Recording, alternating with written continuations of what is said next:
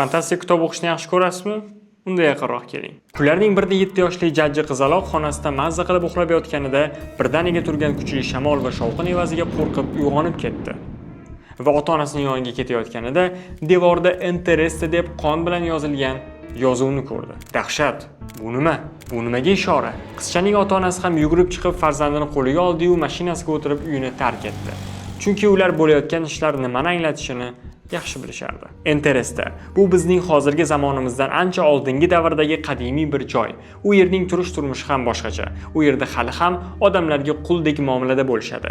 Past va oliy tabaqa mavjud. Qirollik oilasi esa xalqiga qurg'oqchilik kelmasligi uchun odamlarni Interest qudug'ida qatl qilib, qurbonlik keltiradi. Kichkina qahramonimizni esa o'sha Interestda qiladigan ishlari bor. Shuning uchun ham tavqalanat uni chaqirishni boshladi. 18 ga to'lganida oilasini tark etib, o'sha qadimga vaqtlar aro sayohat qiladi. Ammo sarguzashtlar mana shu yerda tugaydi. Endi esa yashash uchun haqiqiy kurash boshlanadi. Doimiy zulm va xo'rlanishda yashagan Okenlar anamalarga qarshi isyon ko'tarishadi. Xo'sh, tarozi pallasi qay tomonda? Azob-uqubatlardan bezgan Okenlar yoki ularni qirib yuborishdan ham tab tortmaydigan anamalarda. Asardagi voqealar sizni tasavvur doirangizni ham ancha kengaytirib yuboradi. Agar qiziq bo'lsa, albatta o'qib ko'ring.